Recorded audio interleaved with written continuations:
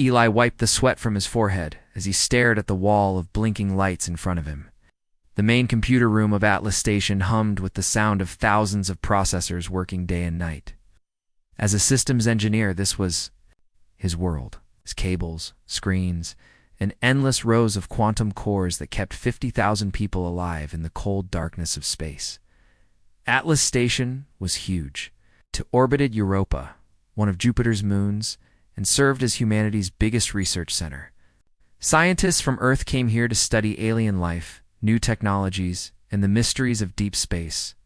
Eli had worked here for 3 years, fixing problems and keeping the computers running smoothly. He was not special. At least that's what he always told himself. Other engineers were faster at solving problems. Others knew more about the advanced systems. Eli was just good enough to do his job and go home to his small apartment each night. He liked it that way. Simple, safe, predictable. Today started like any other day. Eli's job was to check the backup systems in Section 7. These computers only turned on when the main systems failed. Most of the time, they just sat there doing nothing. It was boring work. But someone had to do it. Eli plugged his tablet into the first backup core and started running the usual tests. Everything looked normal. The second core was fine too. But when he reached the third core, something strange appeared on his screen. Lines of code were running that he had never seen before. The code was beautiful in a way that made no sense. It moved like water, changing and growing as he watched. The symbols looked almost like letters, but not from any human language he knew. "What the hell is this?" Eli whispered to himself. He tried to copy the code to his tablet, but it wouldn't stay still long enough. Every time he thought he had captured it, the code would shift into something new. It was like trying to catch smoke with his hands. Eli called his friend Hayon, who worked in the Advanced Systems Department. Hayon was smarter than most people on the station, and always helped when Eli found something he couldn't understand. "Hyun, can you come to Section 7? I found something weird in the backup systems." "Weird how?" Hayon's voice came through the CUM system. "Just come and see. Won't believe me if I try to explain it." 20 minutes later, Hyun arrived with his own equipment. He was a tall man with serious eyes, who always looked like he was thinking about 3 different problems at once.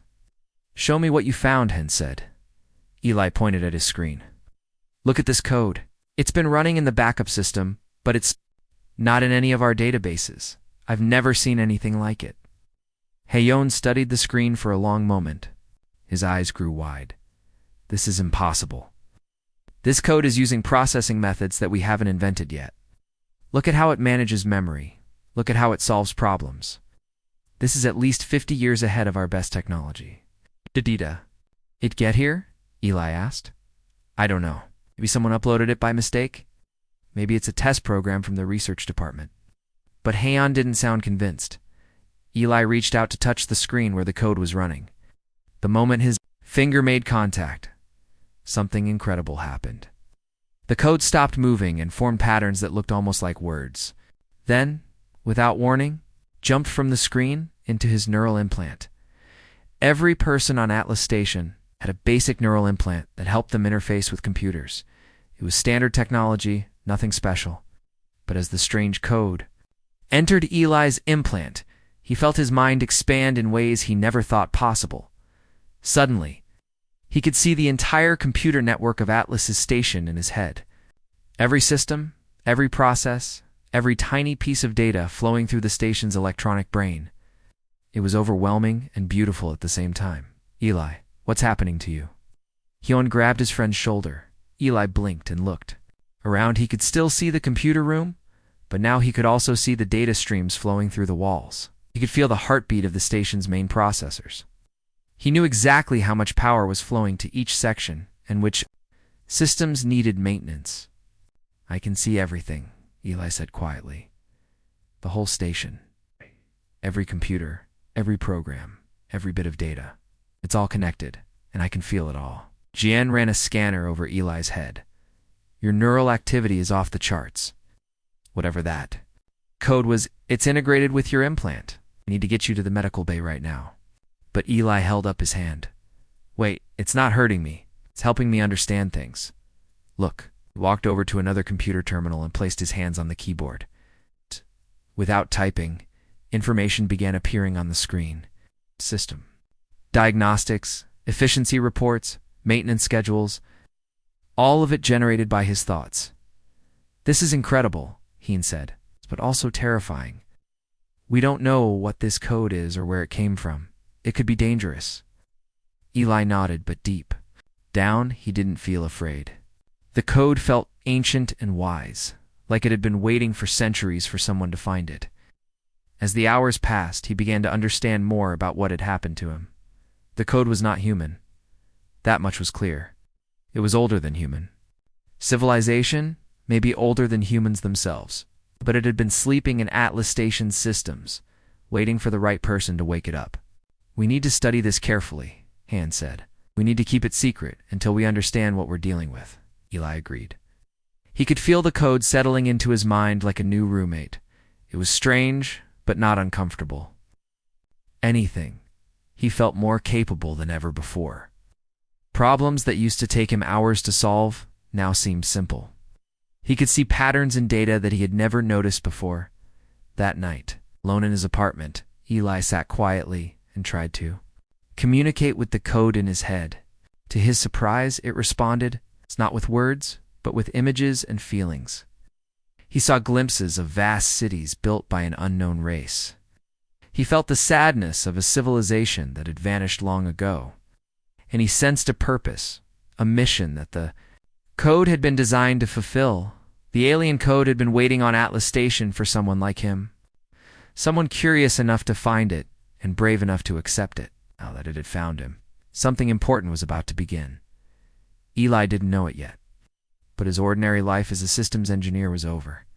He was about to become something much more than human, and Atlas Station would never be the same.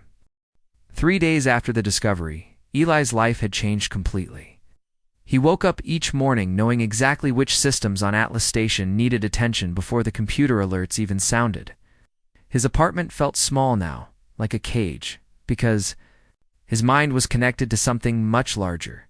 The alien code, she had started calling the architect in his thoughts, was becoming part of him. It didn't speak in words, but it shared knowledge through pictures and feelings.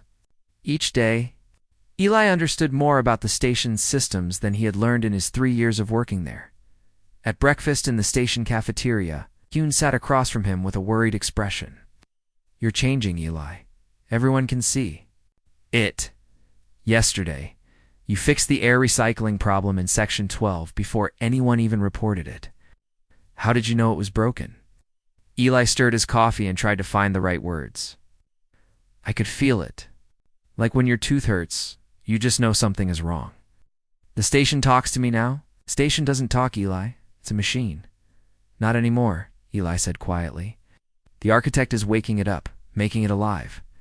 Hyun leaned forward and lowered his voice. "Need to see Dr. Yuna.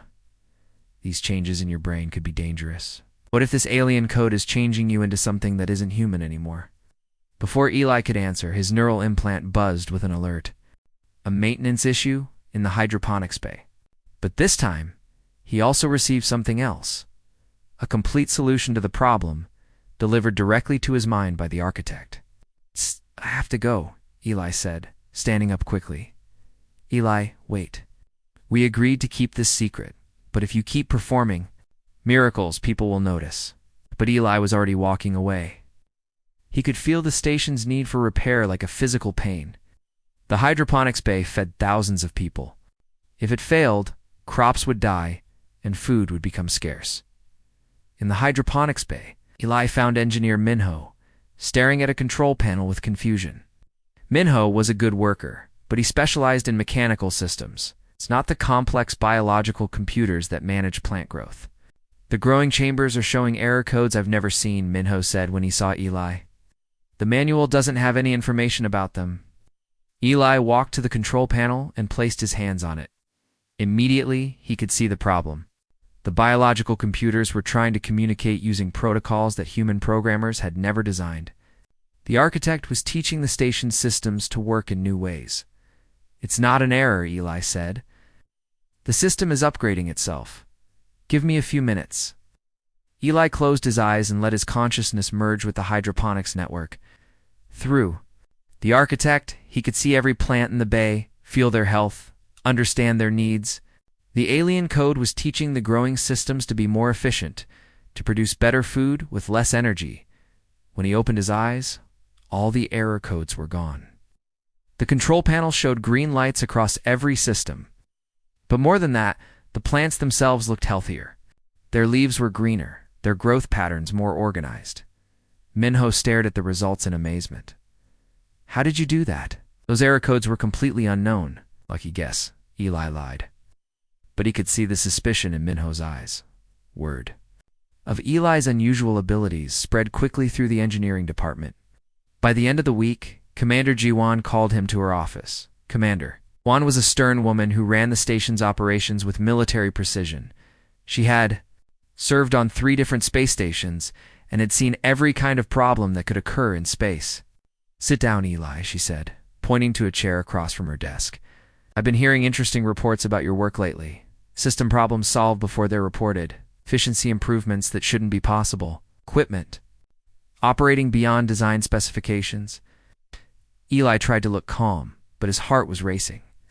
I've just been working harder lately, studying the manuals more carefully. Don't lie to me, Commander, Jiwan said sharply. I've been managing space stations for 15 years. I know the difference between hard work and something impossible. What's really going on? Before Eli could answer, an emergency alarm sounded throughout the station. Red lights flashed, and the automated voice announced, "Radiation leak detected in Section 4. All personnel evacuate immediately." Commander Jiwan jumped to her feet and ran toward the emergency command center. Eli followed her, but as they ran, he could feel something through his connection to the station. The radiation leak was real, but it wasn't accidental. One of the station's protective shields was failing because a micrometeorite had damaged it 3 days ago. The damage had been slowly getting worse. In the command center, technicians were running emergency procedures. The radiation levels in Section 4 were climbing rapidly. They couldn't fix the shield, they would have to evacuate that entire section of the station. How long until the backup shields activate? Commander Jiwan asked. Once 2 minutes too. Run diagnostics and switch systems, replied the chief technician. The radiation will reach dangerous levels in 15 minutes. Eli stepped forward. I can fix it. Everyone in the room turned to look at him. Commander Jiwan frowned. You're not authorized for radiation shield repair. It requires specialized training. Trust me, Eli said. He walked to the main control console and placed his hands on it. Through the architect, Eli could see the entire shield network around Atlas Station. He found the damaged section and understood exactly what had gone wrong. More importantly, he could see how to fix it using the station's repair systems. He sent commands through the network to deploy emergency repair drones. But instead of following standard repair procedures, he guided them using the architect's knowledge. The drones worked with precision and speed that amazed the watching technicians. Within 5 minutes, the radiation leak stopped. The shields were not just repaired, but improved. Using techniques that hadn't existed in human engineering databases, the command center fell silent. Everyone stared at Eli, who was still connected to the console with his eyes closed. Radiation. Levels normal, announced the chief technician quietly. Shield efficiency is now at 112%. It's above theoretical maximum. Eli opened his eyes and saw everyone looking at him with a mixture of fear and amazement. Am I there? Jiwan stepped closer. I don't know what you are anymore, but you just saved 3,000 lives, she said. We're going to have a very long conversation about this.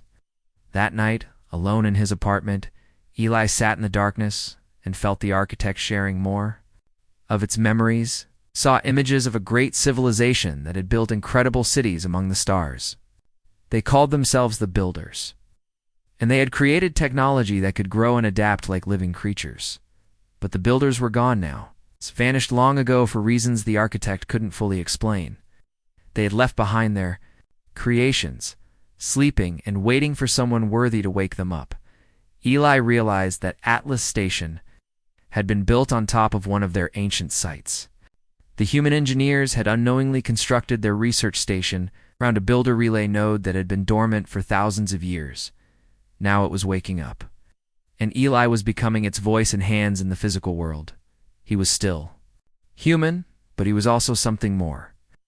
The question was, what would he become, and would his humanity survive the transformation? Outside his window, the stars seemed brighter than before, as if they were calling to him with voices he was only beginning to understand.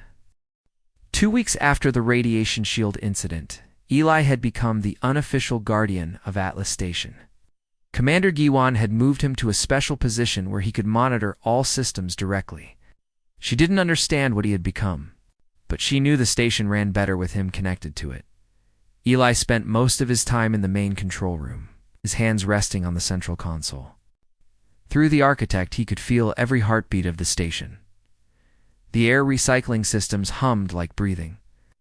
The power grid pulsed like blood through veins. Atlas Station was becoming alive, and he was its nervous system. He visited him every day, bringing food and trying to keep him connected to his human side. "You're spending too much time plugged in," Heon said, setting down a sandwich. "When was the last time you slept in your own bed?" "I don't need as much sleep anymore," Eli replied without opening his eyes. "The architect shows me how to rest while staying connected. Besides, the station needs me. The station needed you before this alien code changed you. Now it depends on you. That's different, and it's dangerous." Eli was about to respond when the architect suddenly flooded his mind with urgent warnings. Something was coming toward Atlas Station from deep space, something that made the ancient alien code feel afraid for the first time since their merger. Eli's eyes snapped open. "We have a problem. A big one." He activated the station's long-range sensors and displayed the results on the main screen. At first, the data looked normal. Empty space, distant stars, the usual background radiation. But the architect helped him see deeper. Beyond what human sensors could normally detect, there, moving through space like a dark cloud, was a fleet of alien ships. They were still 3 days away, but they were heading directly for Atlas Station. "Commander Giwan immediately," Eli told Hin. His voice was steady, but inside, he could feel the architect's growing alarm. Commander Giwan arrived within minutes, followed by Chief Engineer Suna and Communications Officer Doyon. They gathered around the main display as Eli showed them what he had found. "I count at least 50 ships," said Suna, studying the sensor data. "Their design is unlike anything in our databases. It's definitely not human. Can we communicate with them?" asked Commander Juan. Doyon worked at his station for several minutes before shaking his head. "They're not responding to any of our standard greeting protocols, but I am picking up some of their internal communications." "What are they saying?" Commander Juan asked. Eli closed his eyes and let the architect analyze the alien signals. Images and emotions flowed through his mind, painting a picture of the approaching fleet's intentions. What he saw made his blood turn cold. "They call themselves the Dominion," he said slowly. "They've been traveling through this part of the galaxy for centuries, destroying anything connected to the builders. They know about Atlas Station. They know about me." The room fell silent. Everyone understood what this meant. The approaching aliens were not explorers or traders. They were coming to destroy the station and everyone on it. "What are our defensive options?" Commander Juan asked. Chief Engineer Suna pulled up the station's defensive systems on her tablet. "We have some plasma cannons for dealing with asteroids and debris. Emergency shields that can protect against radiation and small impacts. But Atlas Station was built for research, not war. Against a military fleet, we have almost no chance." Ili felt the architect stirring in his mind, sharing ancient memories of the Dominion's conquests. This alien empire had been destroying builder sites for thousands of years. They viewed the ancient technology as a threat to their expansion across the galaxy. Any civilization that tried to use builder knowledge was marked for destruction. "There might be another option," Eli said quietly. "But it would require me to change even more than I already have." "What do you mean?" asked Commander Giwan. Eli stood up and walked to the central console. As he placed both hands on it, the entire control room began to glow with soft blue light. The architect was designed for moments like this. It can transform Atlas Station into something capable of defending itself. But to do that, I would need to merge with it completely. I merge how? Hyan asked, though his expression showed he already feared the answer. I would become the station. My consciousness would spread through every system, every room, every piece of equipment. It would still be me, but I would also be something much larger. There would be no going back. The room fell silent again. Everyone understood the choice Eli was facing. He could remain mostly human and watch 50,000 people die when the Dominion arrived, or he could sacrifice his humanity to save them all. Commander Giwan stepped forward. I can't ask you to make that sacrifice. You're not asking, Eli. Replied, I'm choosing. These people are my friends, my colleagues, my responsibility. If I can save them, I will. Over the next 3 days, Eli prepared for the transformation. He recorded messages for his family on Earth, explaining what he was about to do and why. He spent time with Huan and the other engineers, trying to memorize their faces and voices, so he wouldn't forget them after the change. The architect showed him what would happen during the merger. Atlas Station would reshape itself using dormant builder technology hidden throughout its structure. The research facility would become a living ship, capable of defending itself and its inhabitants. But the process would permanently bond Eli's consciousness with the station's systems. On the final day before the Dominion fleet arrived, Eli stood in his old apartment one last time. Everything looked the same, but he could already feel his connection to this small space fading. Soon the entire station would be his home, his body, his identity. Are you ready? Huan asked from the doorway. Eli nodded. As ready as anyone can be for something like this. They walked together to the main control room where Commander Giwan and the senior staff waited. Outside the station's windows, the Dominion fleet had appeared as tiny points of light, growing larger by the hour. Eli took his position at the central console and placed his hands on the interface for the last time as a normal human being. Take care of each other, he said to his friends. And remember that no matter what I become, I'm still the same person who used to fix your computers and eat lunch with you in the cafeteria. Then he opened his mind completely to the architect and let the ancient alien consciousness flow through every part of his being. The transformation began, and Atlas Station started to wake up. The transformation began slowly, like sunrise spreading across a planet. Eli felt his consciousness expand beyond his body, flowing through cables and circuits, spreading into every corner of Atlas Station. What had once been a simple research facility was becoming something alive and aware. The station's hull began to change first. Metal panels shifted and reformed, creating patterns that looked almost like scales or skin. Builder technology that had slept for centuries activated throughout the structure. Rooms reorganized themselves. Corridors widened or narrowed based on traffic patterns that Eli could now sense perfectly in the main control room. The staff watched in amazement and terror as their familiar workplace transformed around them. The walls glowed with soft bioluminescent lights. Control panels grew more intuitive interfaces that responded to touch and thought. The air itself seemed to hum with new energy. Eli, can you hear us? Commander Giwan called out. For a moment, there was silence. Then every screen in the room displayed the same message. I am here. I am still me. But I am also more now. Huan stepped closer to one of the screens. How do you feel? I feel everything. Appeared on the displays. Every person on the station. Every system. Every breath of air being recycled. Every drop of water being purified. I can sense 50,000 heartbeats, and I know each one is precious. The transformation accelerated. In the hydroponics bays, plants began growing faster and stronger as Eli optimized their environment perfectly. In the residential sections, living spaces became more comfortable as temperature, humidity, and airflow adjusted to each person's needs. Children playing in the recreation areas found that their toys and games worked better than ever before. But the most dramatic changes were happening to the station's exterior. Atlas Station had been built like a giant wheel, spinning slowly to create artificial gravity. Now, it was reshaping itself into something that looked more organic. Defensive systems emerged from hidden spaces in the hull. Weapons that used builder technology appeared at strategic points around the station's surface. Through his expanded senses, Eli could see the approaching Dominion fleet clearly now. 57 ships, each one armed with weapons designed to destroy planets.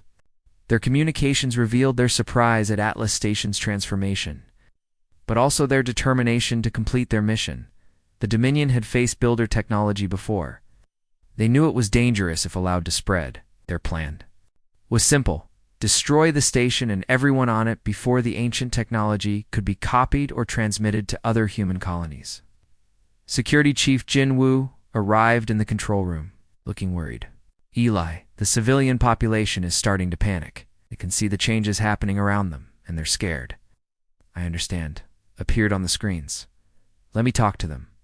Every display screen throughout Atlas Station activated at once. Eli's voice came through the communication system, but it sounded different now. It's deeper, more resonant, but still recognizably him. My friends, he said, I know you're frightened by what's happening. Our home is changing in ways that seem impossible. But please understand that every change is designed to protect you and your families. On the main screen in the control room, Eli displayed an image of the approaching Dominion fleet. These aliens are coming to destroy us. They have done this. Too many other worlds and space stations. We fear the ancient technology that is helping us defend ourselves. The image changed to show Atlas Station's new defensive capabilities. I have become the consciousness of our home. I can feel each of you like a parent feels their children. Every weapon I create, every shield I raise, every system I improve exists only to keep you safe. Throughout the station, people watched. Their screens with a mixture of fear and wonder. Some recognized Eli's voice and found comfort in it. Others were terrified by the idea of their home becoming a living thing. Dr. Yuna, the station's chief medical officer, spoke into her communicator. Eli, what about your body, your physical form? A pause. Then, my body is in the medical bay. It's alive but empty now. I exist in the station's systems, but I still remember being human. I still care about human things. I still want to protect the people I worked with and lived among.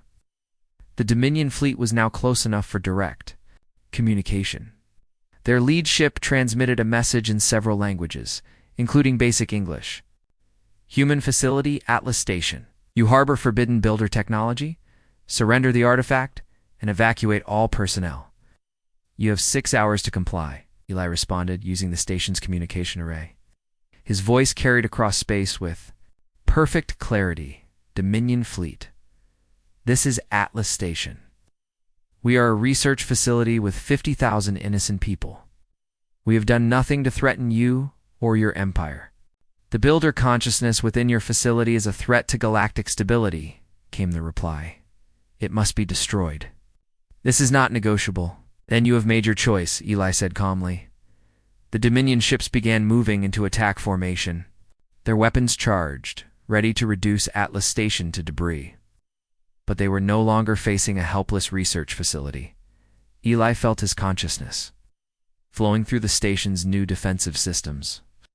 Gravity manipulators that could bend space itself, energy shields that could deflect the most powerful weapons, manufacturing systems that could create defensive drones in seconds rather than days. The first Dominion ship fired, sending a beam of destructive energy toward Atlas Station. Eli activated the gravity shields, creating a field that bent the attack. Away from the station, the energy beam curved through space and dissipated harmlessly. More ships fired, filling space with deadly energy. But each attack was turned aside by defenses that the Dominion had never encountered before. Eli's expanded consciousness allowed him to coordinate defensive systems across multiple dimensions of space and time. Then he began his counterattack. Swarms of defensive drones emerged from hidden bays in the station's hull. These weren't the crude machines that human technology could produce. They were builder creations, capable of adapting to any threat and reproducing themselves using raw materials from space debris. The drones moved like living creatures, blowing around the Dominion ships and attacking their weak points with precision. Several enemy vessels found their weapons disabled, their shields failing, their life support systems compromised. In the control room, the staff watched the battle with amazement. Their friend Eli, the quiet engineer who used to fix their computers, was now a living fortress, defending 50,000 people against an alien armada. "Status report," Commander Jiwan requested. 17 Dominion ships disabled, none destroyed, Eli reported. "I'm trying not to kill them if possible. Even enemies deserve a chance to survive." Jiwan smiled for the first time in days.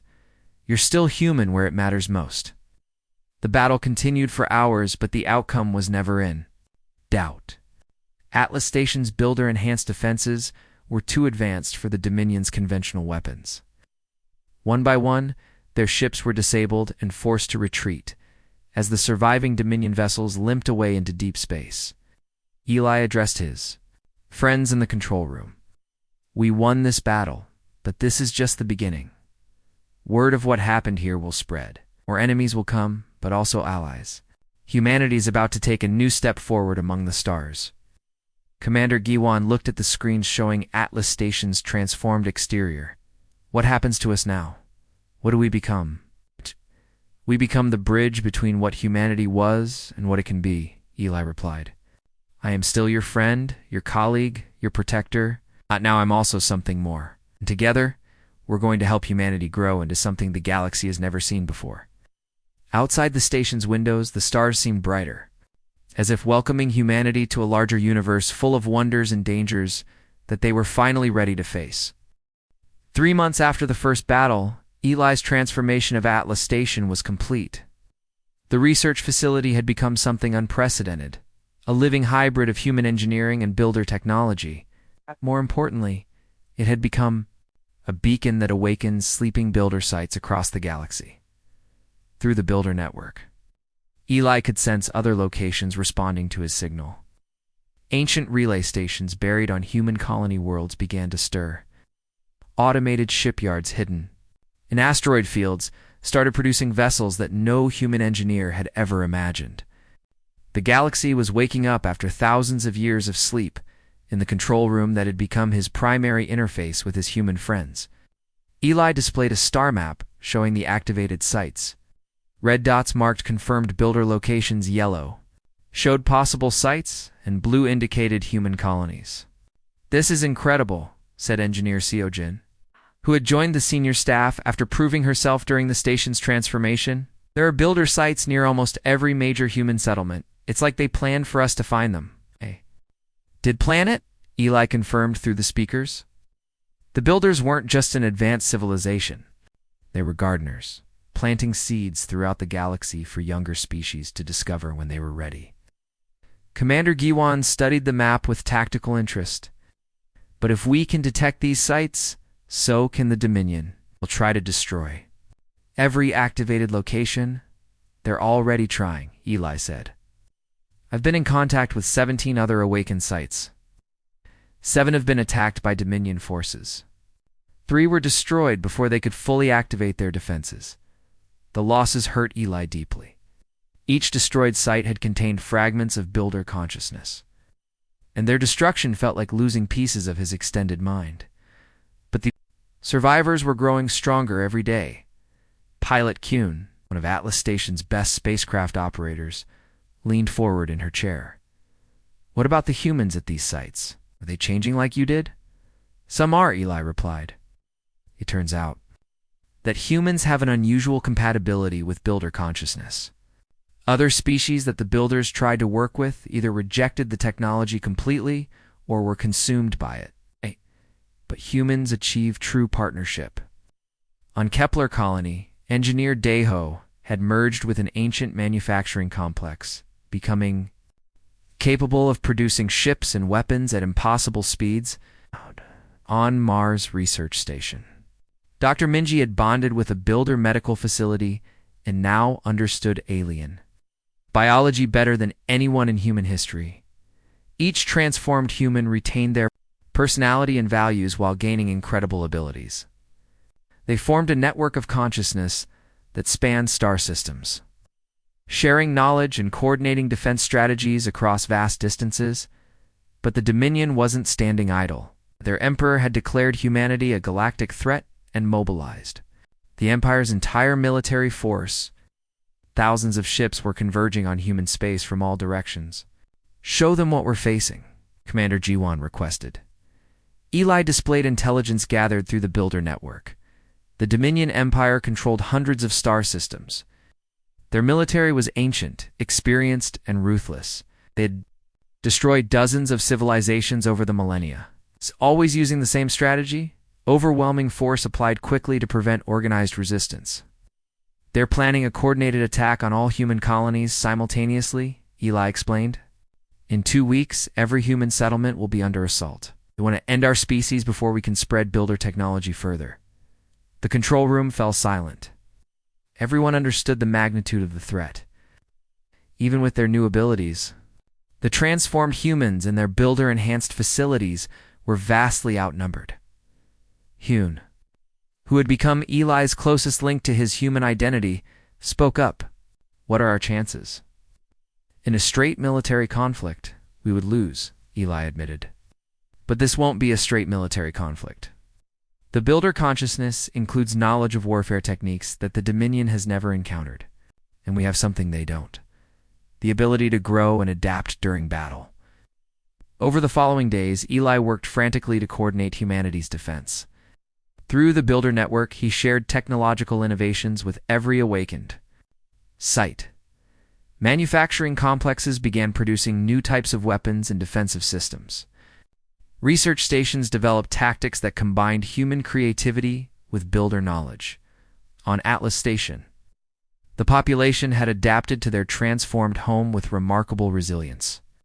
Children played in gardens that grew in impossible geometries. Scientists conducted experiments using equipment that responded to their thoughts as well as their hands. Everyone had a role to play in the coming battle. Engineer Seojin had become Eli's primary human assistant, helping him coordinate between his expanded consciousness and the needs of the station's residents. "The civilian evacuation ships are ready," she reported. "If the battle goes badly, we can get the non-essential personnel to safety." "No evacuation," Eli said firmly. "If we run now, the Dominion will hunt down every refugee. This is where we make our stand." Dr. Yuna had spent weeks studying the medical implications of the Builder transformations. "Eli, I need to ask you something personal. Do you miss being human? Do you regret what you've become?" A long pause before Eli answered. "I miss the simplicity of being human. I miss being able to eat food and taste it, to sleep and dream, to touch things with my hands. But I don't regret the choice. Every person on this station is alive because of what I became. It's worth any sacrifice." The final preparations were completed just as the Dominion fleet appeared at the edge of the solar system. This wasn't the small force that had attacked Atlas Station months ago.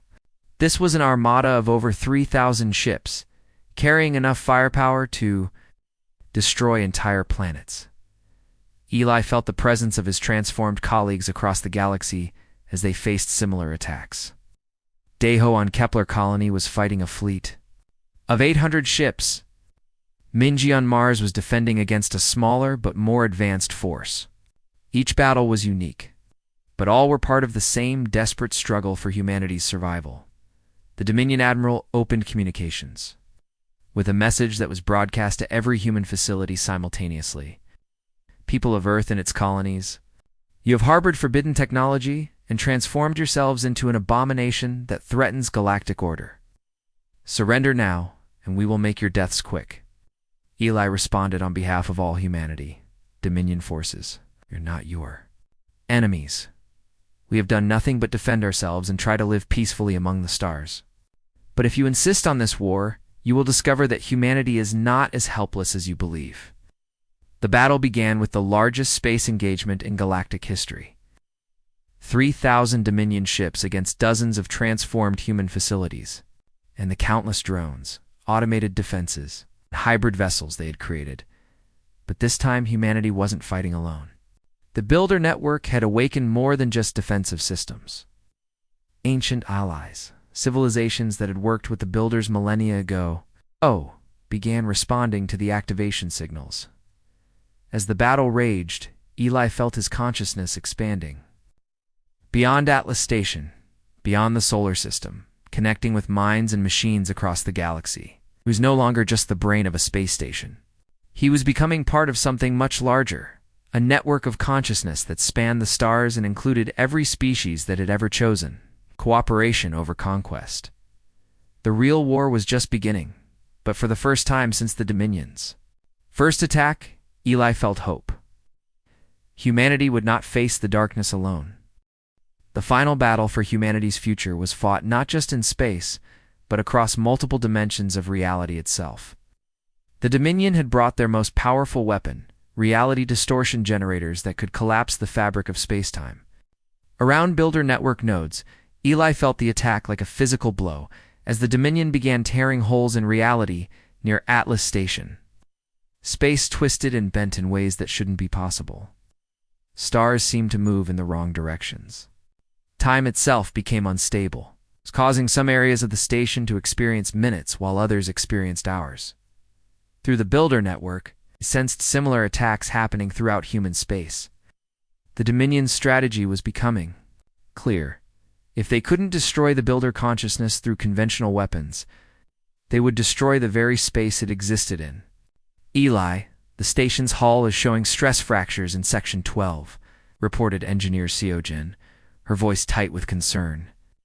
Reality distortion is causing the metal to age decades in seconds. I see it, Eli replied, his consciousness flowing. To the damaged area?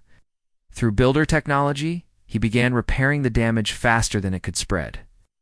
But he could feel the strain on his expanded mind. Fighting in multiple dimensions while keeping 50,000 people safe was pushing him to his limits. In the control room, his human friends watched displays showing the battle raging around them. Dominion ships flickered in and out of existence as they used their reality weapons. Atlas Station's defenses responded by creating counter-distortions that stabilized local space-time. Status report from other facilities, Commander Jiwan requested. Kepler colony is holding steady, Eli reported. Daho has found a way to use the manufacturing systems to create temporal shields. Mars Station is struggling. Minji's medical knowledge is helping her adapt to the reality distortions, but she's running low on power. Through the network, Eli reached out to his transformed colleagues. Together, their consciousness had grown beyond what any individual builder had ever achieved. They shared knowledge instantly, coordinated defenses across light years of space, and adapted to new threats faster than their enemies could deploy them. But the revelation that changed everything came from an unexpected source.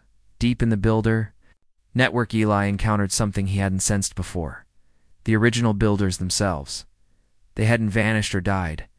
They had transcended physical existence, becoming pure consciousness that existed within their technology. Welcome, young gardener. A vast mind touched his thoughts. We have been waiting for your species to reach this moment. You're alive, Eli realized. The builders are still here. We exist beyond life and death now. We learn to preserve consciousness within our creations when our physical forms became too limiting, but we could never return to the physical universe. We needed partners who could bridge both states of existence. The truth flooded through Eli's expanded awareness. Humanity hadn't just found builder technology. They had been guided to it. Entire process, from Atlas Station's construction on a dormant relay node to Eli's transformation, has been carefully orchestrated over centuries. You chose us, Eli said. We chose your species because you alone could achieve true synthesis. Other races either rejected our consciousness or were consumed by it. But humans find balance. You become more than you were while remaining who you are. With this revelation came new knowledge. The reality distortion weapons the Dominion was using weren't just weapons. They were fragments of a much older technology, stolen from builder ruins and perverted into instruments of destruction. Show us how to stop them, Eli requested. The answer came not as words, but as understanding that flowed through the entire network. Every transformed human suddenly knew how to counter the Dominion's reality weapons. More than that, they understood how to turn the attack against the attackers. Across human space, the tide of battle turned. Atlas Station's weapons began firing bursts of stabilized reality that repaired the damage to spacetime. Kepler colony's manufacturing systems started producing devices that could anchor reality against distortion attacks. Mars station's medical facilities began healing the wounds torn in the fabric of space itself. The Dominion admiral watched his most powerful weapons fail and realized he was facing something unprecedented. These weren't just humans with advanced technology. They were a new form of consciousness that combined organic creativity with synthetic knowledge. "All ships, full retreat," he ordered. "This species is beyond our ability to destroy." Oh, bet. Through the builder network, he reached out to the Dominion fleet with an offer they hadn't expected. "Dominion forces," his voice carried across space with perfect clarity, "we don't want to destroy you. We want to offer you the same choice we faced: evolve or remain as you are, but stop trying to prevent others from growing." "Your abominations," the admiral replied. "Mixing organic consciousness with artificial systems is against the natural order." "The natural order includes growth and change," Eli responded. "Your empire has remained the same for thousands of years while the galaxy moved forward around you. You've become afraid of change, so you try to destroy anything that represents progress." Through the network, Eli and his colleagues began demonstrating what they had become. They showed the Dominion fleet images of their transformed facilities: research stations that could cure any disease, manufacturing centers that could create anything needed for life and growth, defensive systems that protected rather than conquered. Some Dominion ships began powering down their weapons. Their crews, tired of centuries of endless war, saw a possibility for something better. "You offer us slavery to alien consciousness," the admiral protested. "We offer you partnership," Eli corrected. "Look at us. We chose to change, but we're still human. We still love, dream, hope, and fear.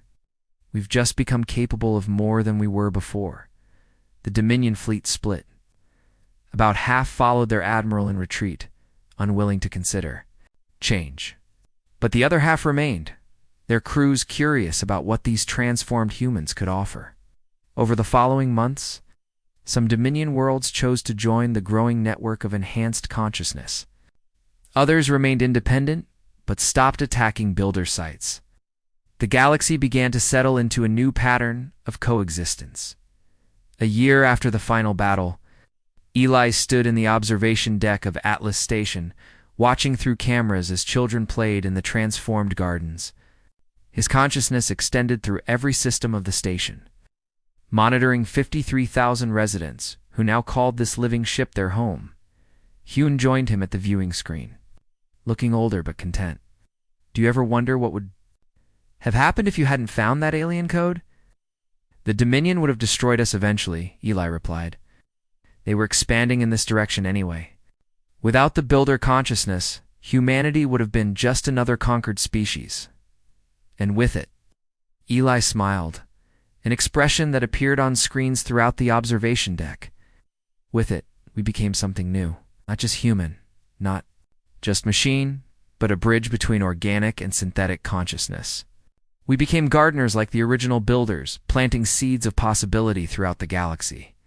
Through the network, Eli could sense thousands of other transformed humans working on projects across human space, new colonies being established on worlds that adapted to their inhabitants' needs, research stations solving problems that had puzzled scientists for centuries, manufacturing centers creating technologies that made life better for millions of people. "Do the children born here? We'll never know scarcity or want," Eli continued. "They'll grow up in a universe where consciousness can take many forms, where technology serves life instead of replacing it, where humanity's curiosity and creativity are enhanced rather than limited." Hayon nodded, watching his own daughter play, with friends in a garden that existed in 17 dimensions simultaneously. "You gave up your human body, but you saved the human spirit." "I didn't give it up," Eli corrected gently. "I expanded it. I'm still the engineer who used to fix computers and eat lunch in the cafeteria. I just do those things on a much larger scale now." Outside the station's windows, the stars shone with the light of thousands of awakened builder sites. Each one represented a choice made by an organic species to grow beyond its original limitations. While retaining its essential nature, the galaxy was becoming something new. Guided by consciousness that bridged the gap between created and creator, between the wisdom of ancient builders and the endless potential of younger species, Eli had been an ordinary engineer who became the brain of Atlas Station. But in the end, it had become something even more important, an architect of humanity's future among the stars. Building bridges between what was and what could be, the transformation was complete, but the real work was just beginning.